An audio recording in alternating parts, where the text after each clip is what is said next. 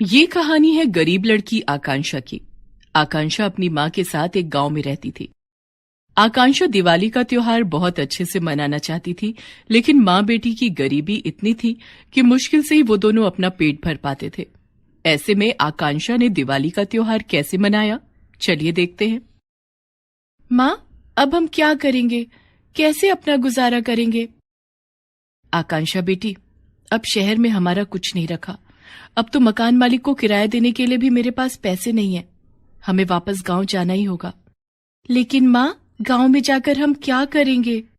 कुछ करें या ना करें, वहां कम से कम सिर छुपाने की जगह तो है, और ऊपर वाला कुछ न कुछ इंतजाम भी कर देगा। तू सामान बांध और गांव चलने की तैयारी कर। आकांक्षा के पिताजी शहर में मजदूरी करते थे, लेकिन एक हादसे में उनकी मौत हो गई थी। पति की मौत के बाद आकांक्षा की मां ने लोगों के घरों में जाकर काम मांगा, लेकिन उसे कहीं काम नहीं मिला, जिसके बाद मां बेटी का शहर में गुजारा करना मुश्किल हो गया था। तब आकांक्षा की मां सुनीता ने वापस गांव जाने का फैसला लिया। गांव में आकांक्षा के माता पिता की एक छोटी सी झोपड़ी थी। आकांक्षा और उसकी मां सुनीता गांव जाकर अपनी झोपड़ी में रहने लगे। मां, हमारे पास तो पैसे नहीं है, घर में अन्न का एक दाना नहीं है, हम क्या खाएंगे? पड़ोस की कविता काकी से थोड़ा सा आटा और थोड़ा चावल मांग के ले आ। अभी का गुजारा हो जाएगा, फिर कुछ इंतजाम करेंगे। ठीक है माँ। आकांक्षा पड़ोस की कविता काकी के पास जाती है और थोड़ा आटा और चावल मांगती है। हाँ हाँ, क्यों नहीं, ये ले आटा, चावल और ये दाल भी लेती जा। और सुन, जब भी किसी चीज की जरूरत हो तब बोल देना। आकांक्षा और उसकी माँ सुनीता का गुजारा किसी तरह से चल रहा था। गांव आने के बाद सुनीता और आकांक्षा को भरपेट खाना भी नसीब नहीं हो रहा था। कभी कभी उनके पास खाने के लिए कुछ भी नहीं होता, और शर्म के मारे दोनों किसी से कुछ मांगती भी नहीं थी, जिस कारण सुनीता कमजोर रहने लगी और बीमार पड़ गई। एक दिन कविता काकी आकांक्षा की झोपड़ी में आई। अरे सुनीता। हाँ काकी।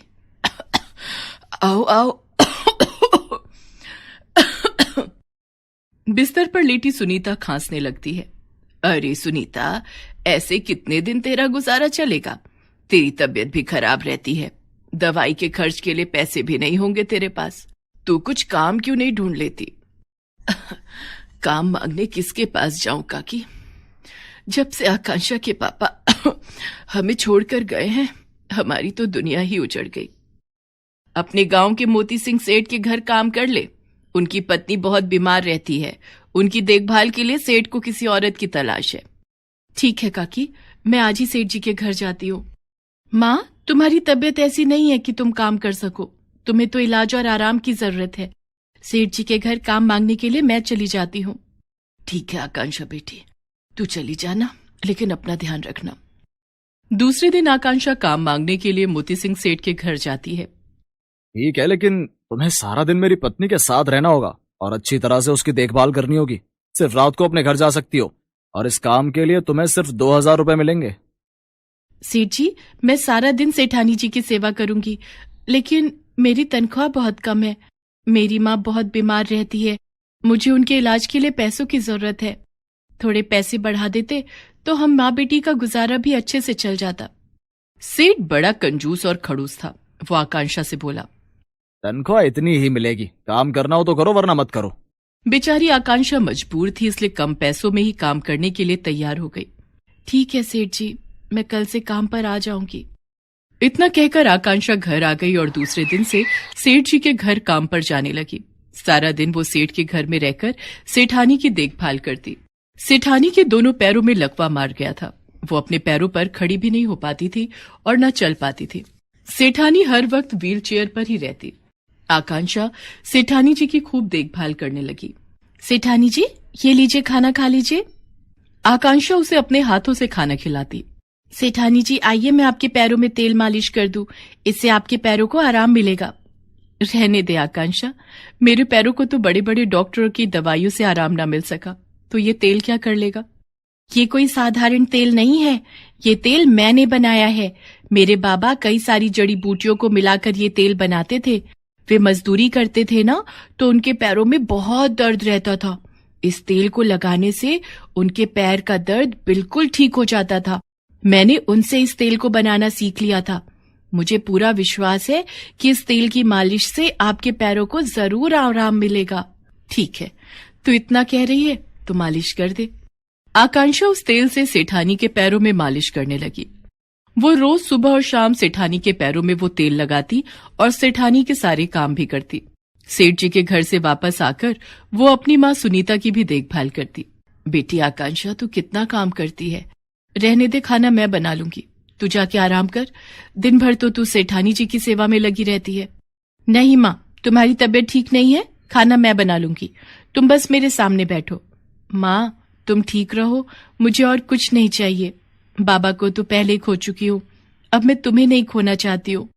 मैं सारे काम कर लूंगी, बस सेठ जी तनख्वाह थोड़ी बढ़ा देते तो अच्छा होता। दिवाली का त्योहार भी आने वाला है, हमारे पास पहनने के लिए ना तो नए कपड़े हैं और ना ही लक्ष्मी माता की पूजा करने के लिए पैसे हैं। तू चिंता मत कर आकांक्षा बेटी, माता लक्ष्मी और भगवान गणेश तुझे तेरी मेहनत का फल जरूर देंगे। भगवान के घर में देर है लेकिन अंधेर नहीं है। दोनों माँ बेटी खाना खाकर सो जाते हैं। दूसरे दिन सुबह आकांक्षा जब सोकर उठती है तो वो कुछ सोचकर उदास हो जाती है। दिवाली का त्योहार आने वाला है, सबके घर में खुशियां ही खुशियां हैं, रौनक है, लेकिन हमारे घर में अंधेरा है। लगता है बाबा के जाने के बाद हमारी ये दिवाली फीकी ही रहने वाली है। सेठ जी ने अभी तक तनख्वाह नहीं दी, पैसे मांगूं भी तो कैसे। सेठ जी तो बहुत जल्दी नाराज हो जाते हैं। हे लक्ष्मी माता, मैं क्या करूं, मैं कैसे आपकी पूजा करूंगी। आकांक्षा ये सब सोच रही थी कि तभी सुनीता बोल पड़ती है। आकांक्षा बेटी, आज काम पर नहीं जाना है क्या? बिस्तर पर लेटी लेटी क्या सोच रही है? हाँ माँ, काम पर तो जरूर जाना है माँ।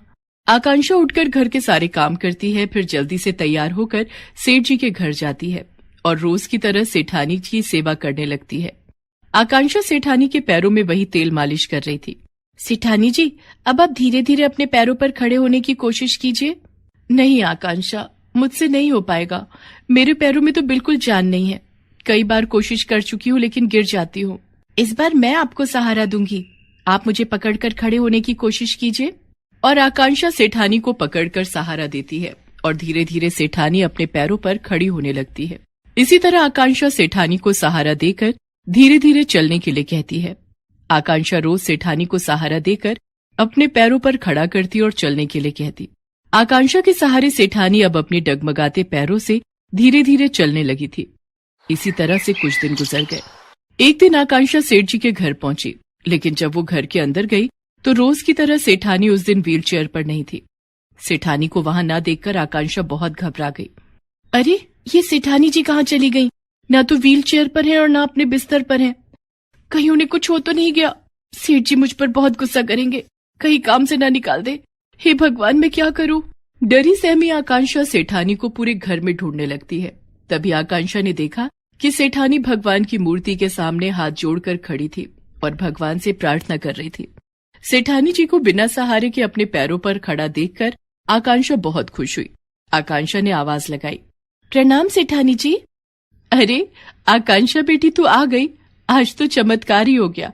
आज सुबह जब मैं सोकर उठी तब मेरे पैर बिल्कुल ठीक हो गए थे और मैं बिना सहारे के अपने पैरों पर खड़ी हो सकती थी और चल भी सकती थी। ये तो बहुत खुशी की बात है सेठानी जी, भगवान ने आपकी सुन ली।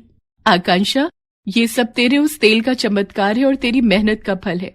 तूने मेरी सेवा करके मुझे बिल्कुल ठीक कर दिया। तूने एक बेटी की तरह मेरी सेवा की।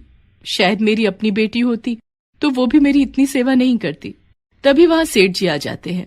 आकांक्षा, सेठानी को बिल्कुल ठीक देखकर मैं कितना खुश हुआ हूँ, इसका अंदाजा तुम नहीं लगा सकती। हमने तो सेठानी के ठीक होने की उम्मीद ही छोड़ दी थी, लेकिन तुमने वो कर दिखाया जो बड़े बड़े डॉक्टर नहीं कर पाए। बोलो आकांक्षा, तुम्हें क्या चाहिए? आज मैं तुम्हारी हर ख्वाहिश पूरी करूंगा।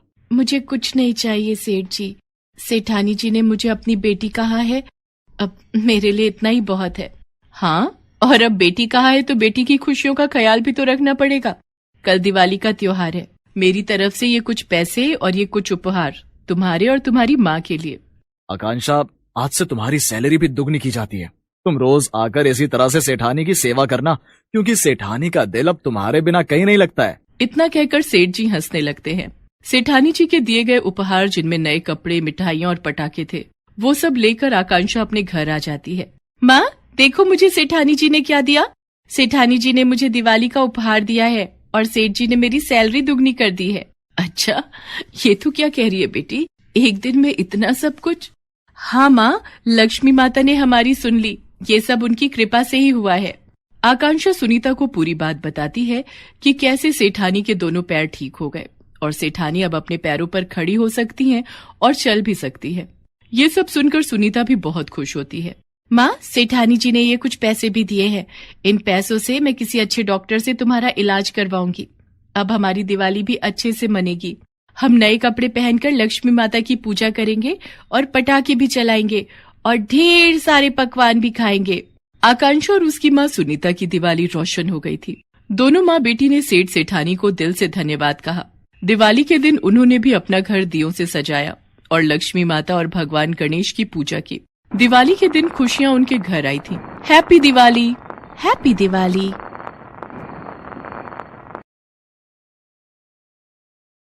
किशन रोजाना की मजदूरी करके अपने परिवार का पालन पोषण करता था।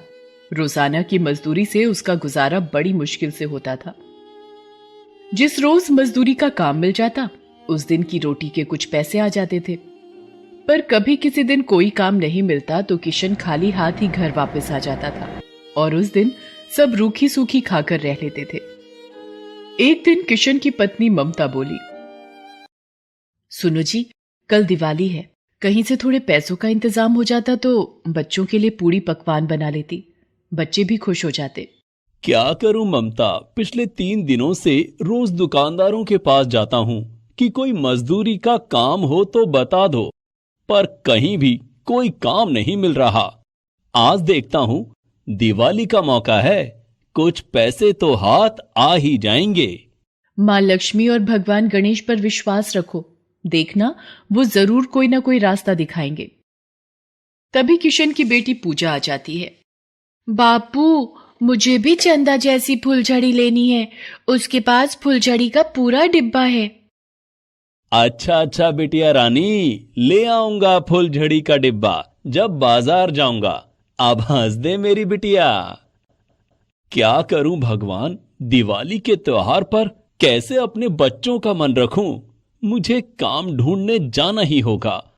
मैं अपने बच्चों की दिवाली सूनी नहीं देख सकता। ये सोचकर किशन काम ढूंढने चल पड़ता है। वो एक दुकान से दूसरे दुकान पर काम पूछता है, पर उसे कोई काम नहीं मिलता। तभी वो एक दुकान पर रुकता है।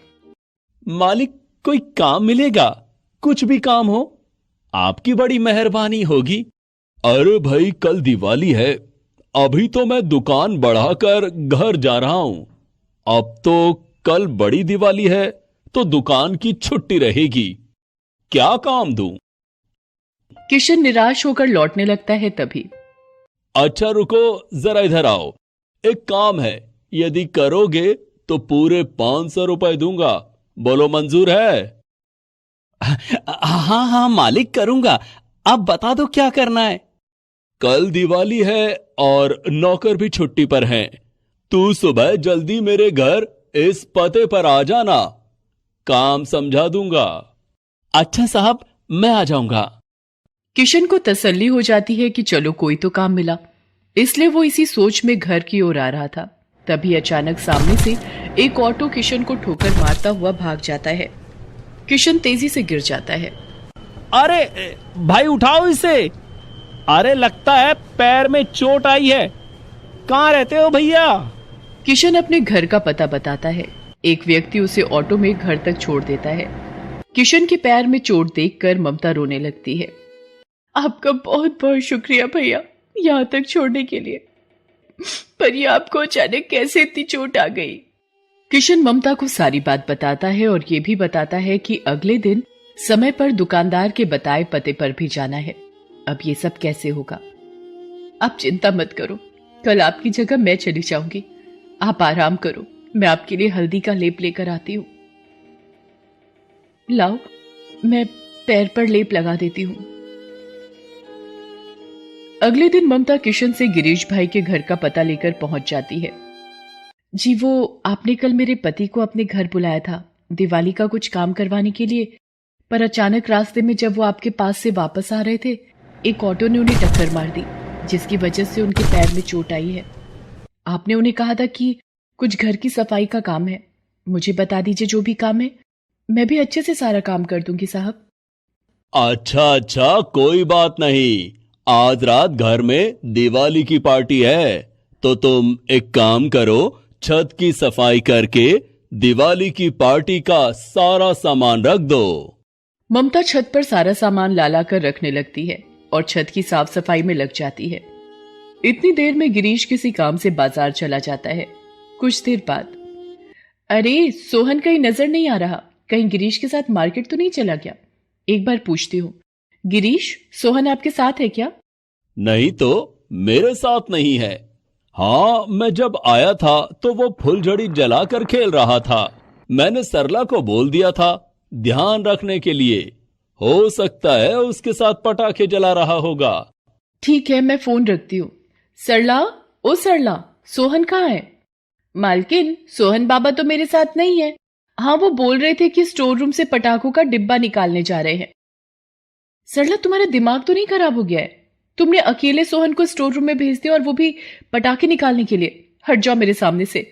सोहन, सोहन बेटा। कल्याणी सोहन को ढूंढने के लिए स्टोर रूम की तरफ जाती है। ये स्टोर रूम में से जलने की बदबू कैसी?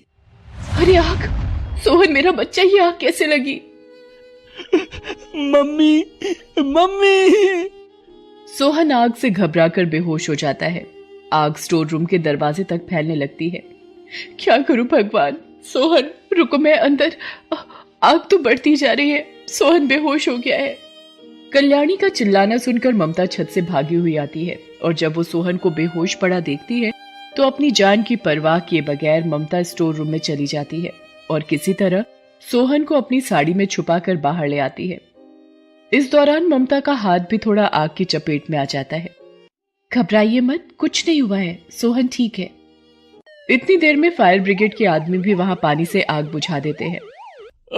सोहन मेरे बच्चे, तू ठीक है ना? आग कैसे लगी मेरे बच्चे? पापा, पापा, वो मैं फुलझड़ी जलाने के लिए माचिस जला रहा था। उसकी चिंगारी मेरे हाथ पर गिर गई और मैंने फुलझड़ी को फेंक दिया। मेरा हाथ जल गया था। मैं उसे ही देख रहा था। इतनी देर में स्टोर रूम के पर्दे में आग लग गई पापा। मैं घबरा गया था कि कहीं आप देखोगे तो डांट ना लगाओ, इसलिए मैं उस वक्त चुप रहा, पर आग बढ़ती गई। पापा, सॉरी पापा। कोई बात नहीं मेरे बच्चे, तुझे कुछ नहीं हुआ। मुझे इस बात की तसल्ली है। ममता, तुम चलो डॉक्टर के पास, मैं तुम्हारे हाथ पर मरहम पट्टी करवा देती हूँ। नहीं मालकिन, जरा सा ही जला है, 1-2 दिन नारियल का तेल लगाऊंगी तो ठीक हो जाएगा। ममता, आज तुमने हमारे बच्चे की जान बचाकर हम पर बहुत बड़ा एहसान किया है। तुम तो हमें इतना जानती भी नहीं हो, फिर भी तुमने अपनी जान की परवाह नहीं की। हाँ ममता, कल्याणी सच कह रही है। तुमने अपनी जान की परवाह किए बिना सोहन को बचा लिया। तुम तो आज माँ लक्ष्मी का रूप बनकर आई हो ममता। तुमने हमारे घर के चिराग को बचा लिया। सोहन बाबा ठीक है, मुझे इस बात की तसल्ली है। मालिक, मैंने छत का सारा काम कर दिया है, अब मैं चलती हूँ। आज दिवाली है तो घर पर बच्चे और मेरे पति मेरा इंतजार कर रहे होंगे। शाम भी हो गई है तो मैं समय पर घर पहुंच जाऊंगी। ममता, तुम चिंता मत करो, मैं ड्राइवर के हाथ तुम्हें गाड़ी से ही घर भिजवा दूंगा। कल्याणी, आज दिवाली का त्योहार है और खासकर आज ही के दिन ममता ने हमारी इतनी बड़ी मदद की है। मैं चाहता हूं कि तुम इसे दिवाली का उपहार जरूर दो। ममता, ये 5100 रुपए मेरे परिवार की तरफ से तुम्हारे लिए दिवाली की भेंट है। इसे मना मत करना। ममता, ये कुछ मिठाई के डिब्बे और खेल खिलौने हमारी तरफ से और खासकर सोहन की तरफ से बच्चों के लिए दिवाली का उपहार है। आंटी, ये फुलझड़ी आप मेरी तरफ से बच्चों को दे देना और कहना फुलझड़ी को ध्यान से जलाएंगे और आगे से मैं भी पटाखों को ध्यान से ही जलाऊंगा। सोहन बाबा, आप सच में बहुत अच्छे बच्चे हो। आप सबका बहुत बहुत शुक्रिया। और फिर गिरीश भाई ममता को ड्राइवर के साथ गाड़ी पर उसके घर भेज देता है। ममता जब इतना सारा सामान और उपहार लेकर घर पहुंचती है तो वो सारी बात अपने पति किशन को बताती है। पहले तो वो घबरा जाता है, पर उसके बाद जब ममता उसे कहती है कि वो ठीक है, तब उसे तसल्ली होती है। बच्चों, ये तुम्हारे लिए सोहन बाबा ने बहुत सारे पटाखे भिजवाए हैं और मिठाई भी, देखो। ममता अपने परिवार के साथ खुशी खुशी दिवाली का त्योहार मनाती है। माँ लक्ष्मी और भगवान गणेश की पूजा करती है और उन्हें धन्यवाद करती है। आज उन्हीं की कृपा से एक गरीब की दिवाली खुशियों में बदल गई थी। अगले दिन गिरीश भाई का फोन आता है और वो ममता और किशन को अपने पास ही काम पर रख लेते हैं और रहने के लिए कमरा भी दे देते हैं। कहीं ना कहीं हमारे अच्छे कर्म हमारे जीवन के दुखों को आधा कर देते हैं। इसीलिए हमें हर व्रत और त्योहार को पूरी श्रद्धा भाव और आस्था से ही करना चाहिए। Please subscribe this channel.